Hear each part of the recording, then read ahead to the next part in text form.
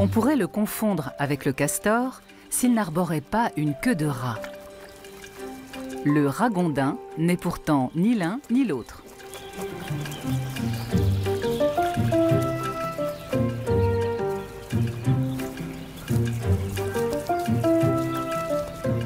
À petits coups de dents, cet étrange rongeur s'est propagé à travers toute l'Europe, où il s'est abondamment multiplié.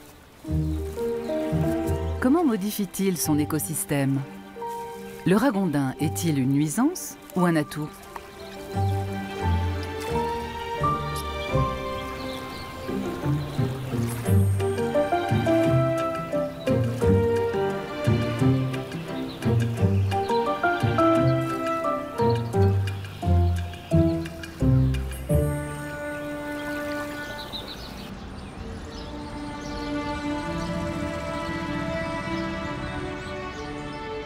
Neuss, sur la rive gauche du Rhin. Cette ville de l'ouest de l'Allemagne compte de vastes espaces verts.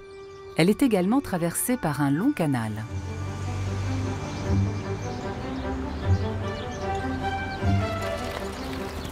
Un véritable paradis pour toutes les créatures à 2 ou 4 pattes.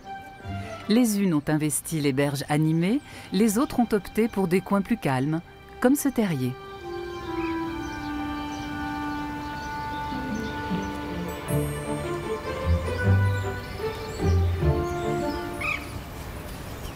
La famille Ragondin a élu domicile en plein cœur de la ville. La lumière du jour ne la dérange pas le moins du monde. À proximité immédiate du logis se trouve tout ce dont un ragondin a besoin.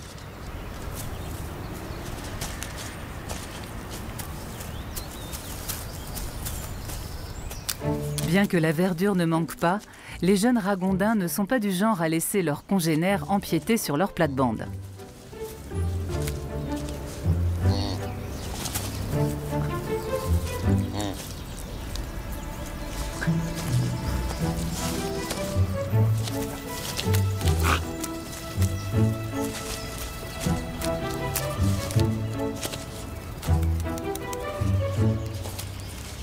Les scientifiques ont découvert que le ragondin consomme au moins 40 espèces de plantes différentes. Il faut dire que le gourmand est bien équipé pour cela. Ses puissantes incisives oranges lui permettent de peler et de découper ses aliments qu'il maintient à l'aide de ses pattes habiles.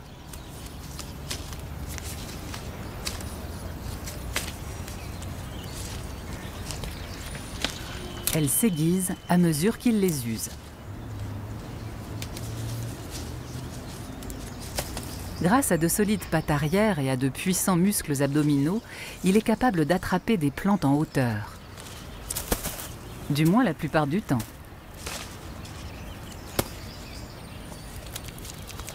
Le ragondin est le rongeur par excellence. Chaque jour, il dévore l'équivalent d'environ un quart de sa propre masse. Tout un programme.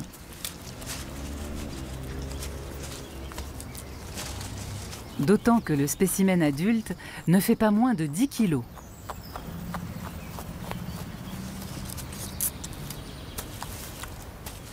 Pour se nourrir, il s'accroupit sur ses pattes arrière.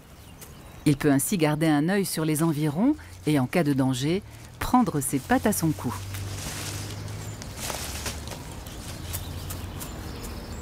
Le rongeur aime agrémenter son terrier de végétaux.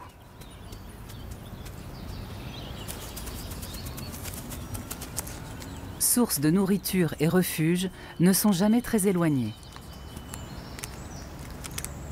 Il n'y a qu'une seule famille par terrier.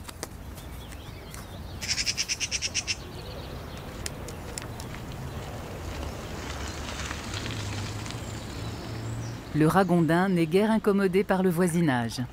Ici, on s'évite poliment.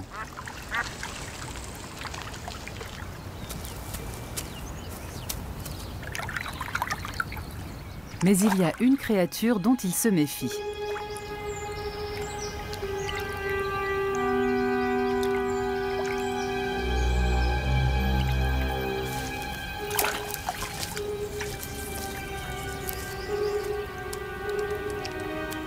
Le héron cendré possède une arme redoutable.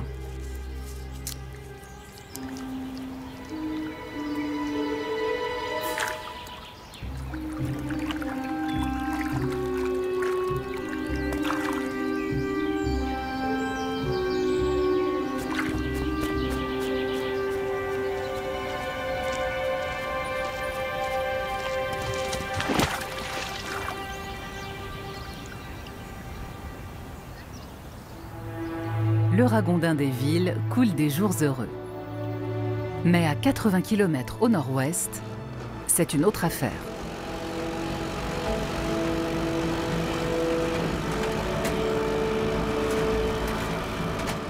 Aux Pays-Bas, près de Zevenaar, la journée de travail de Jari Bremer a commencé. Il fait partie d'une unité spéciale. Les ragondins ont également pris leur quartier à la frontière germano-néerlandaise. Jari passe les canaux et les cours d'eau au peigne fin pour les débusquer.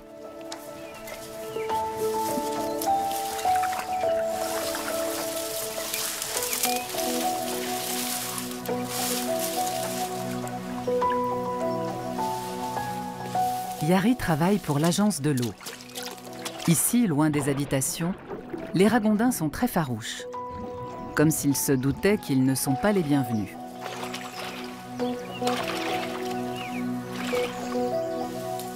Leur terrier, aménagé dans les digues et barrages, pose problème.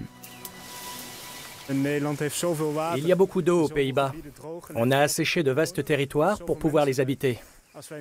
L'ennui, c'est que ces rongeurs invasifs creusent des trous dans les digues, ce qui nous rend la vie impossible. Il faut donc agir.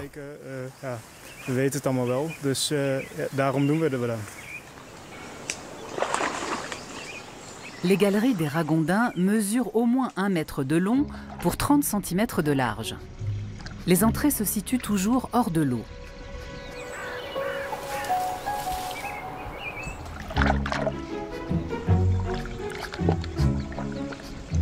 Le ragondin creuse lui-même son terrier à coups d'omoplates et de griffes puissantes.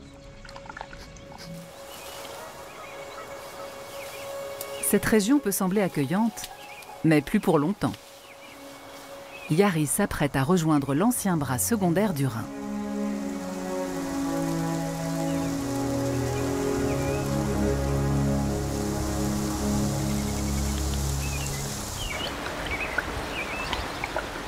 Le ragondin est aussi bien adapté à la vie terrestre qu'à la vie aquatique.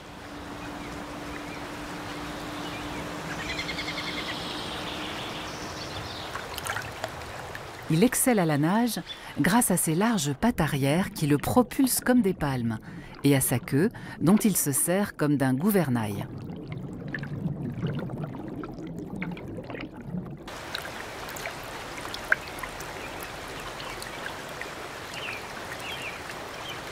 Après la baignade, c'est l'heure de la toilette dans les règles de l'art.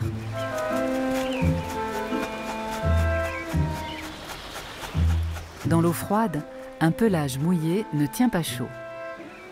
Pour se protéger de l'humidité, le rongeur s'imprègne donc d'une sécrétion huileuse produite par des glandes spécifiques. Il peigne son épaisse fourrure grâce à ses fines griffes pour constituer une couche d'air chaud isolant.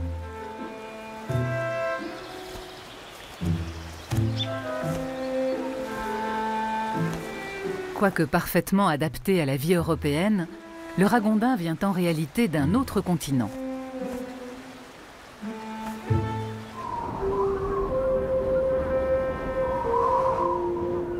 Ses ancêtres vivaient en Amérique du Sud. Aujourd'hui, ses congénères occupent toujours un territoire qui s'étend du sud du Brésil à la Terre de Feu. Ils y ont investi rivières, lacs, étangs et marais. Le ragondin a longtemps été chassé pour sa fourrure, pour sa viande, et il a même tenu le rôle d'animal domestique. Au XIXe siècle, la race a frôlé l'extinction.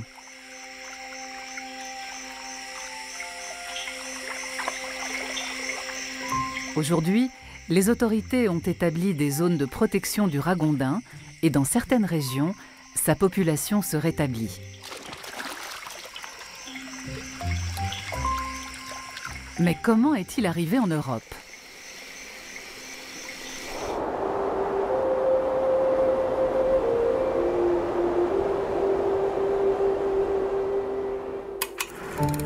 En France, les premières fermes à fourrure ont vu le jour dès 1880. Elles ne sont apparues que plus tard en Allemagne. Les animaux y étaient croisés pour fournir un pelage épais, se contenter d'une maigre pitance et résister aux maladies. Dans l'ancienne Allemagne de l'Est, des ouvrières confectionnaient des manteaux et des cols jusqu'à la chute du mur. Les entreprises ont ensuite fait faillite et les animaux ont été libérés. Les rongeurs se sont ensuite réfugiés dans les cours d'eau avoisinants, ce qui a facilité leur propagation. Dans un premier temps, ils ont aussi eu la chance d'être peu chassés, leur traque étant trop coûteuse. De plus, leur débrouillardise a été largement sous-estimée. Pour les Ragondins, les fermes ont été une sorte de camp d'entraînement à la vie au grand air. En liberté, ils tirent parti de beaucoup des avantages exploités par les fermes à fourrure. Ils sont robustes et peu exigeants, possèdent un pelage épais et sont plus résistants que leurs voisins sauvages d'Amérique du Sud. Mais leur succès tient aussi à une autre de leurs caractéristiques.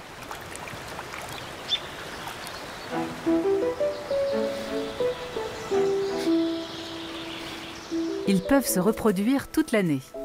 La mère met au monde 5 à 6 petits. Ils naissent avec un pelage, doués de vision, et sont de vrais petits aventuriers. Même s'ils apprécient encore le giron maternel.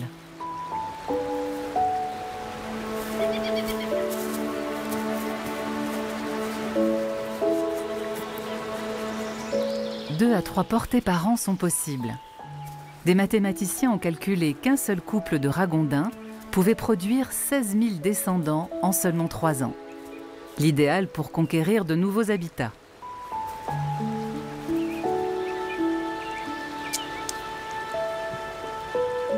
Les mamelles de la femelle sont placées haut sur les flancs, de chaque côté de la colonne vertébrale. Les petits peuvent ainsi continuer à téter quand leur mère est en train de nager. 5 mois après leur naissance, les jeunes Ragondins sont déjà prêts à se reproduire.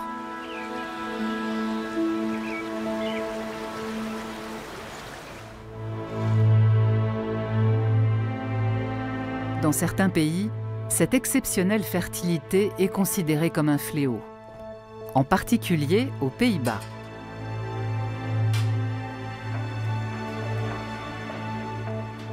Ces dernières années, Yari Bremer, de l'Agence de l'eau, a perfectionné sa méthode.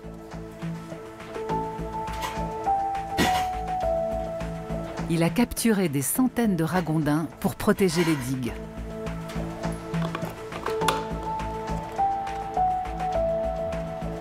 Le chasseur prépare un émetteur par cage.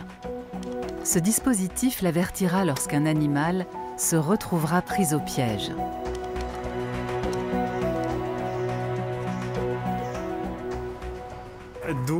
Notre objectif, c'est 0 Ragondin aux Pays-Bas le plus vite possible. Nous sommes sur la bonne voie. Il en reste encore quelques-uns par-ci par-là, mais grâce à nos nouvelles méthodes, il n'y en a plus pour très longtemps. Si le centre du pays est déjà libéré des Ragondins, de nouveaux rongeurs s'infiltrent régulièrement par la frontière allemande.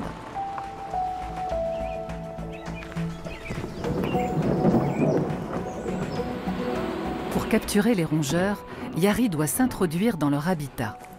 Bien protégés de l'eau, ils remontent leurs canaux.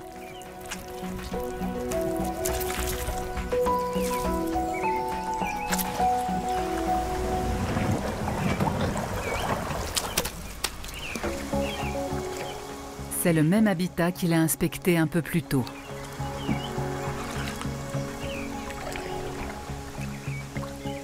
Mais comme toujours, ce sont les Ragondins qui le repèrent en premier.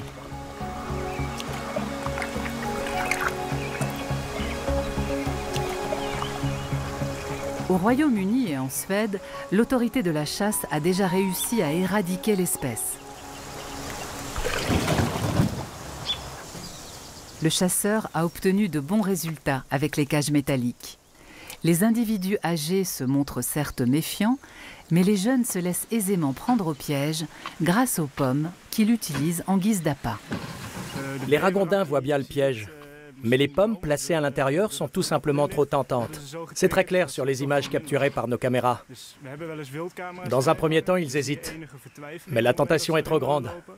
Alors ils finissent par faire un pas et prendre le risque d'entrer.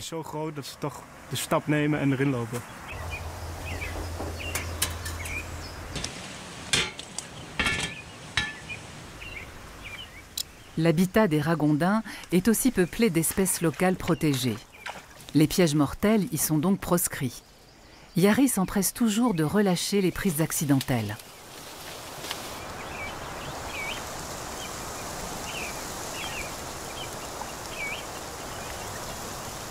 La loutre, par exemple. Devenue rare, elle reprend progressivement ses quartiers dans les milieux aquatiques de l'Est des Pays-Bas. La loutre est strictement protégée.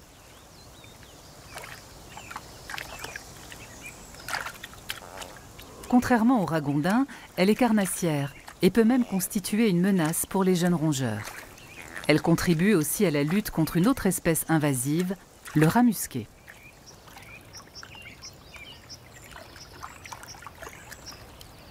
Ce rongeur d'Amérique du Nord figure sur la même liste d'indésirables que le ragondin. Il peut infliger des dégâts encore plus importants.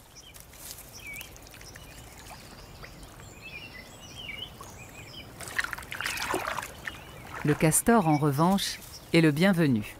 Il reprend d'ailleurs possession de ses anciens territoires. Distinguer ces habitués des cours d'eau n'est pas simple. Il faut donc avoir le coup d'œil. Le castor se différencie principalement du ragondin par sa queue plate.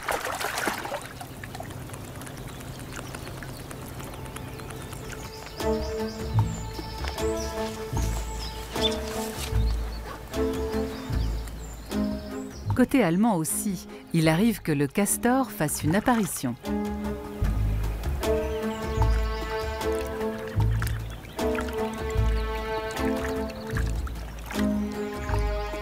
Le biologiste Martin Bruneux fait sa ronde dans le parc naturel du Binnenner Altrhein. Ici, un bras secondaire abandonné du Rhin coule non loin de la frontière néerlandaise. Un refuge pour un oiseau devenu rare. La guifette noire y possède son dernier site de nidification à des kilomètres à la ronde. C'est le seul endroit où elle trouve les plantes aquatiques nécessaires à sa survie. Dans le parc naturel, Martin Bruneux tombe régulièrement sur des massettes mortes.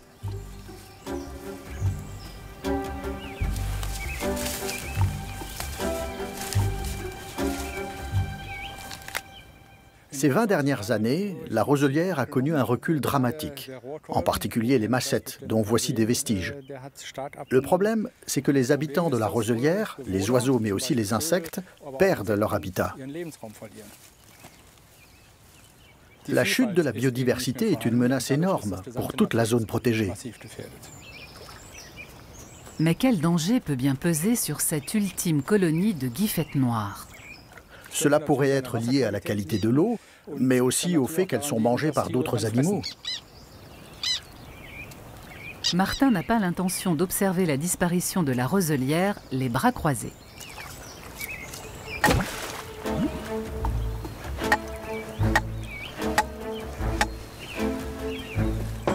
Le biologiste a de nombreux animaux en ligne de mire. Rat musqué, castor, oie et bien sûr le ragondin.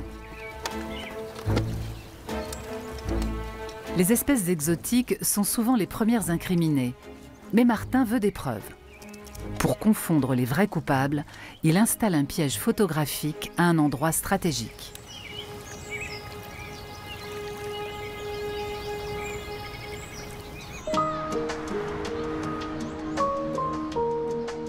En remontant le Rhin aux abords de Bonn, on comprend pourquoi les Allemands se montrent si tolérants comparé aux Néerlandais. Dans le parc de loisirs de Rheinauer, les promeneurs apprécient la présence des ragondins.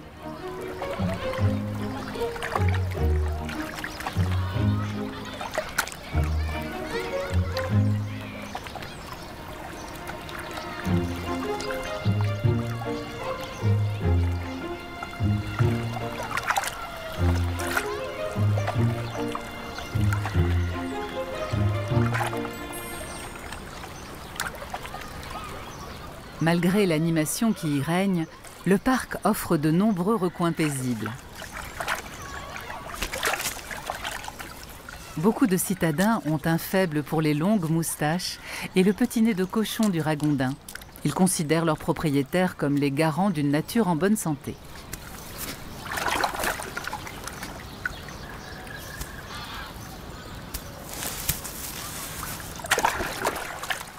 Après tout, ce n'est pas si souvent que l'on peut observer des animaux aussi facilement en liberté.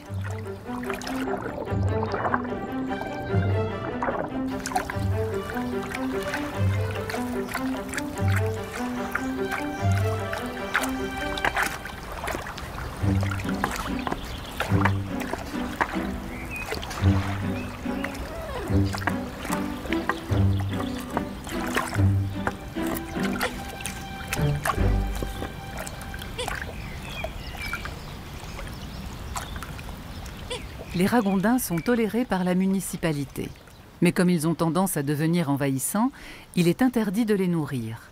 La plupart des promeneurs l'ignorent, mais une amende de 1 000 € a de quoi les dissuader.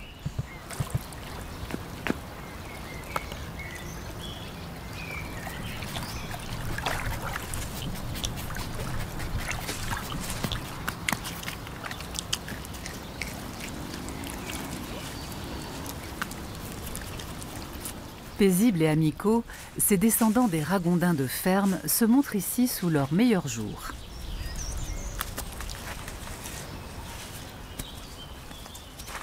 Un excès de biscuits et de pain peut rendre les ragondins obèses et malades.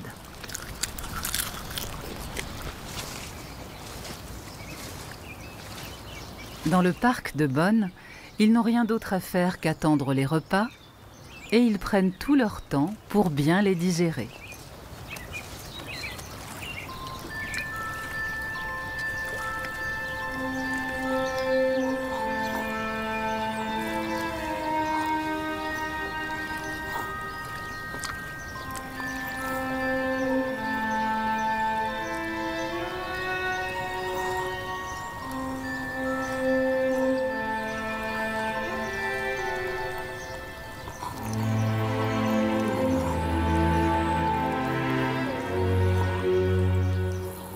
Rarement importunés en Allemagne, ils débordent fréquemment sur les régions voisines.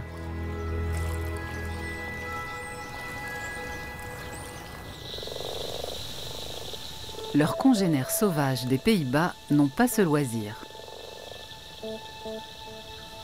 Une caméra infrarouge permet de suivre ce qui se passe à l'intérieur des pièges.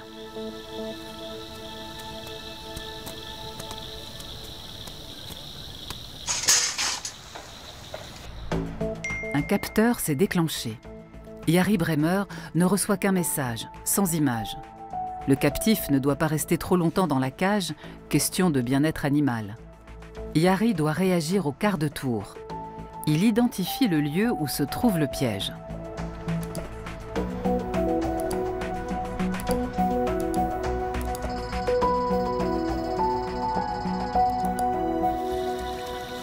Comme le montrent ces images, il en faut plus pour impressionner les ragondins. Ils s'approchent d'une cage, même si l'un de leurs congénères est coincé à l'intérieur, pour tenter de l'en déloger.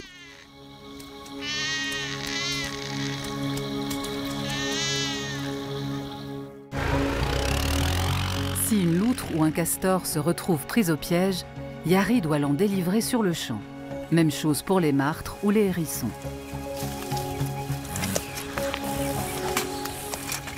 Il s'agit bel et bien d'un ragondin.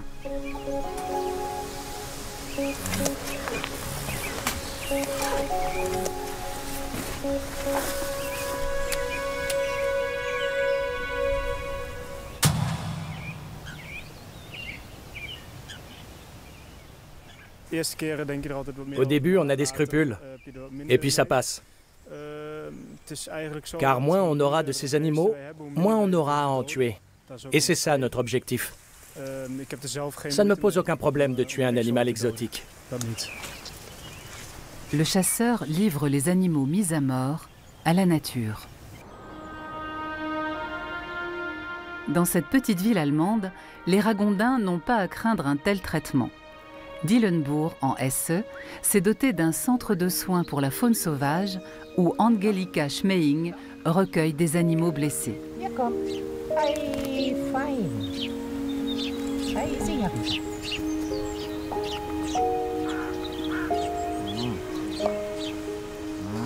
On ne trouve pas que des moineaux dans ce jardin. 2 ragondins y ont également élu domicile.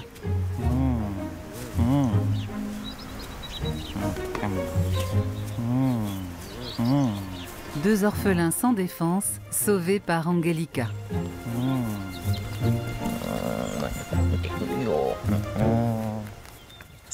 Les ragondins sont des créatures très amicales avec les humains. Ils sont joueurs et même câlins. Allez, viens.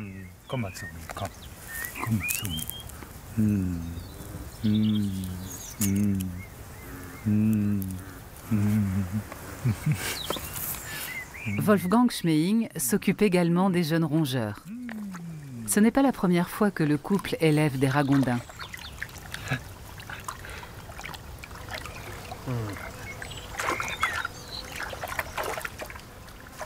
Vous êtes vraiment les plus mignons. Après mon chien fidèle, bien sûr. Ma femme maîtrise le langage des ragondins, alors je la laisse faire. Ils réagissent mieux à sa voix. Moi, je n'ai pas la bonne intonation.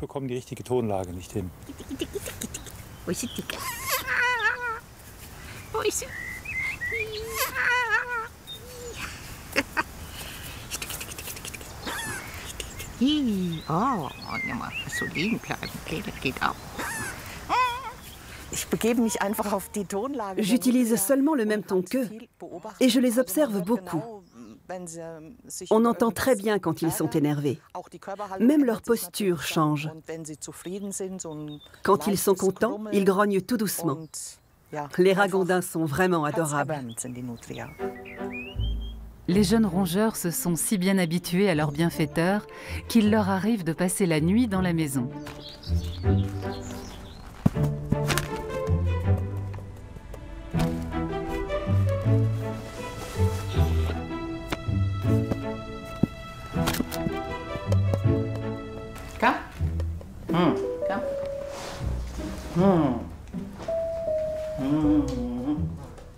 Angelika est bien consciente qu'elle ne pourra pas les relâcher. La loi sur la protection de la nature interdit la réintroduction d'animaux exotiques appartenant à des humains. Baptisés Albert et Louise, les ragondins ont donc obtenu un permis de séjour valable 8 ans, leur espérance de vie.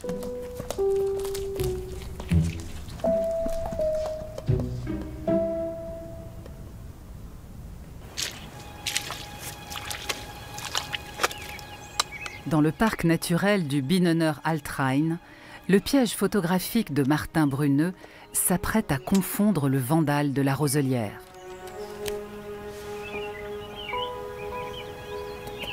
En quelques secondes à peine, le coupable est identifié.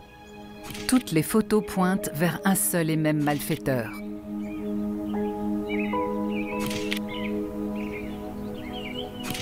On voit clairement un ragondin.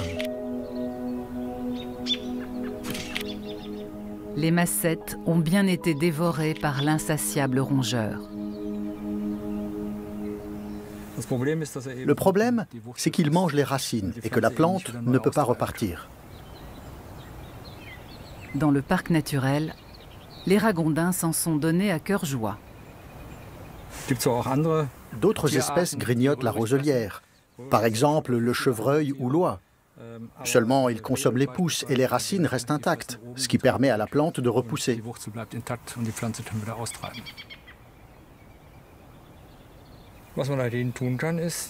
Tout ce qu'on peut faire ici, c'est éliminer le ragondin de cette zone.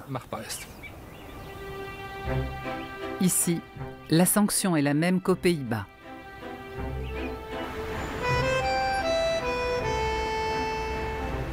Les ragondins peuvent encore trouver refuge en amont du Rhin, à Strasbourg.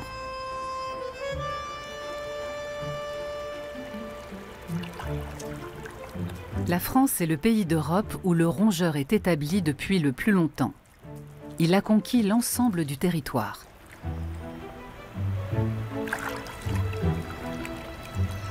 Ici non plus, les autorités n'apprécient guère le nourrissage de ces indésirables. Dans leur pelage, ils transportent en effet de nombreuses créatures d'un milieu aquatique à l'autre, avec à la clé des conséquences graves sur les écosystèmes concernés, même si ceux-ci n'ont plus grand-chose de naturel.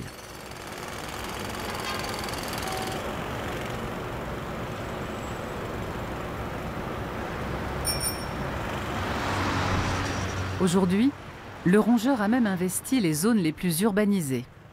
Le vacarme et le béton ne dérangent pas le moins du monde ce champion de l'adaptation.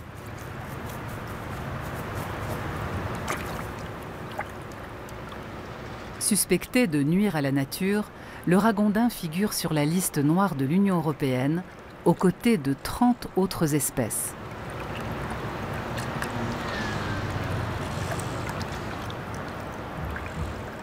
L'animal vit jusqu'aux portes du Parlement européen, où il a été décidé de renforcer la lutte contre cette espèce envahissante exotique.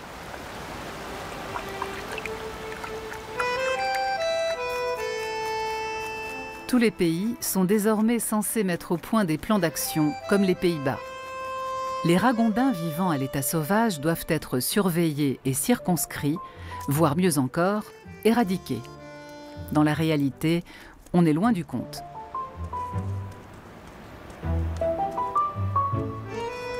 À Strasbourg, il y a du rififi entre défenseurs des animaux et autorités. À partir de quand un animal devient-il local ? Le rongeur vit en effet dans la métropole alsacienne depuis de nombreuses générations. Et pour les promeneurs, il fait définitivement partie du décor. En Allemagne, le parc naturel du Bienenner Altrhein prend les directives de l'Union européenne très au sérieux, au point de se doter d'un chasseur de ragondins attitré.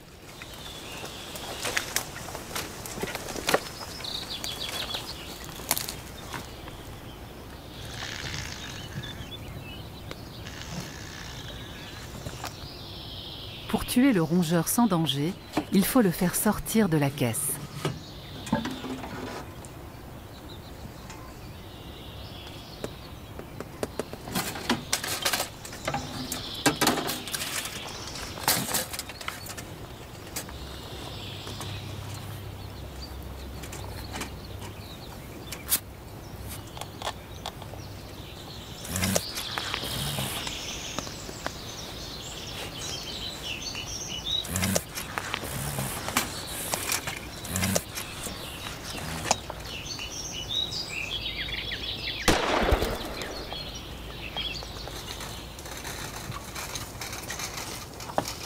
En un an, plus de 500 ragondins ont été tués dans la réserve.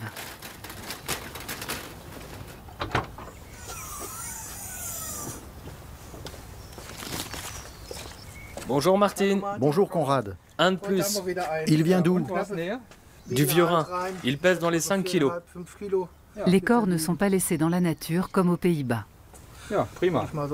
Ok, je le descends. Le centre de protection de la nature de Clèves possède un congélateur. Le corps de certains ragondins seront transformés en aliments pour zoos, d'autres seront récupérés par un pelletier pour leur fourrure.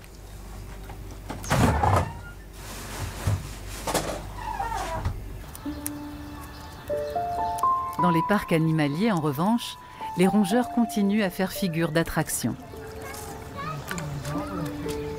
On empêche l'animal de s'enfuir à grand renfort de murs et de clôtures électriques, afin qu'il ne puisse pas se reproduire en liberté.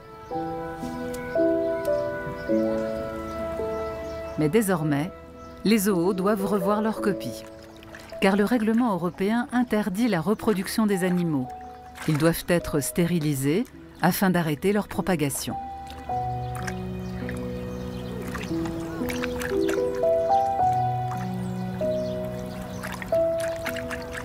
Les autorités européennes veulent ainsi empêcher que de nouveaux ragondins ne colonisent l'environnement. Elles jugent insuffisants les clôtures et les murs. Il faut dire que les ragondins, animaux fouisseurs, sont réputés pour être des as de l'évasion. Bientôt, les parcs animaliers abriteront les derniers individus de leurs propres élevages.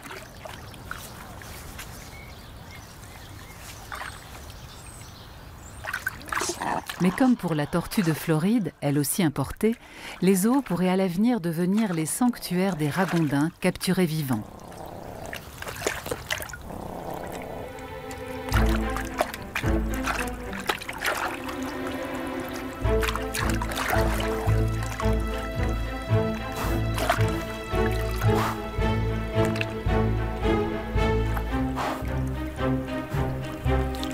Dans les enclos exigus, les mâles rivaux s'affrontent pour établir une hiérarchie. Ils s'accrochent de toute la force de leurs incisives jusqu'à ce que l'un des deux capitule enfin.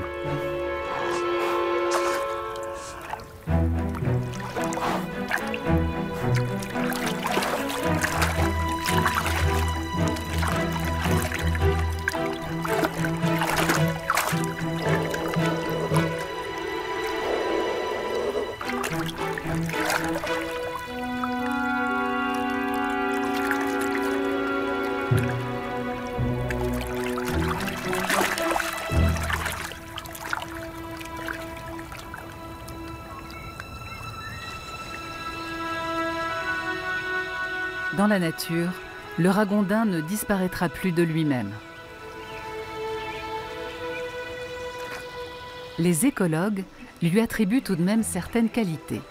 En Europe, le ragondin a investi une niche qui ne compte plus d'animaux endémiques. Et sur son lieu de vie, il est capable d'évincer le rat musqué, jugé encore plus indésirable.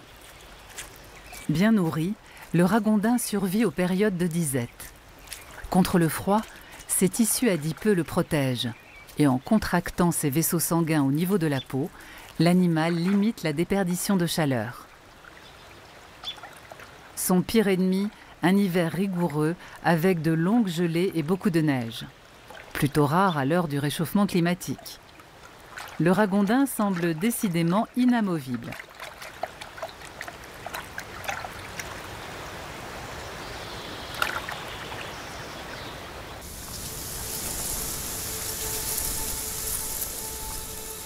En Amérique du Sud, le ragondin doit composer avec les félins et les alligators. En Europe, ses ennemis sont moins nombreux. L'un d'entre eux n'est autre que le renard.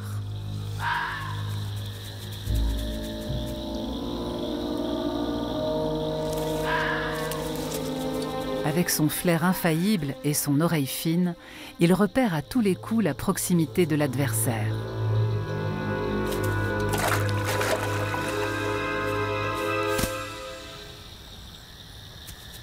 Le plus souvent, le renard se contente de s'emparer des jeunes ragondins. La plupart ne survivent pas au-delà d'un an. Au parc naturel du Binnenner Altrhein, l'humain a fait place nette. Les ragondins sont désormais beaucoup plus rares. Martin Bruneux y voit une chance pour sa roselière. Avec ses collègues, il plante des massettes. Les jeunes pousses viennent tout droit d'une pépinière et sont positionnées dans les eaux calmes.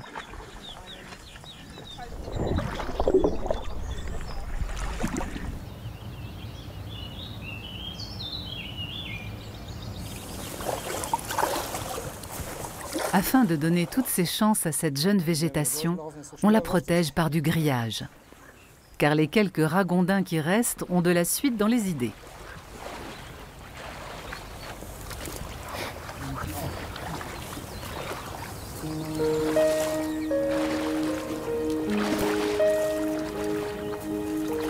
Depuis que le rongeur se fait plus rare, les roseaux progressent.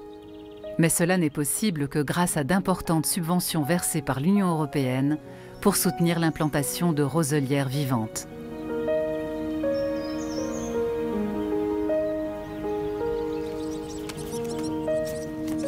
La population de guifettes noires se porte de mieux en mieux.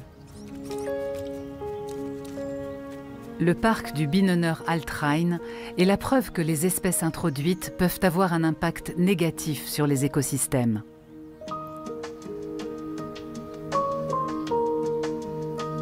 Dans l'environnement urbain de Bonn, les règles en vigueur sont différentes. Les ragondins y creusent aussi les berges du lac du parc, mais les dommages restent limités.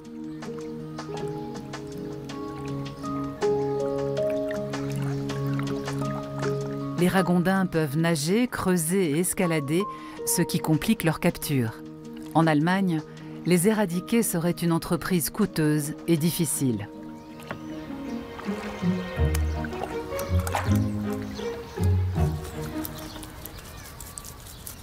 Ici, peu de gens sont conscients des dégâts que les ragondins peuvent infliger aux digues et aux barrages, ou peut-être préfèrent-ils fermer les yeux.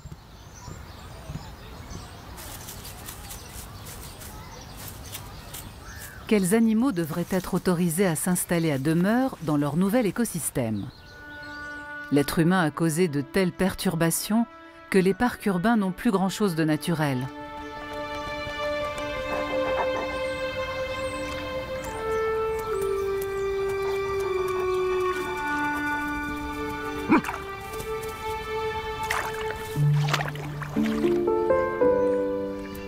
Les ragondins vivent en Europe depuis plus d'un siècle. Peut-être ces animaux venus d'ailleurs ont-ils définitivement trouvé leur place dans ces écosystèmes créés de toutes pièces.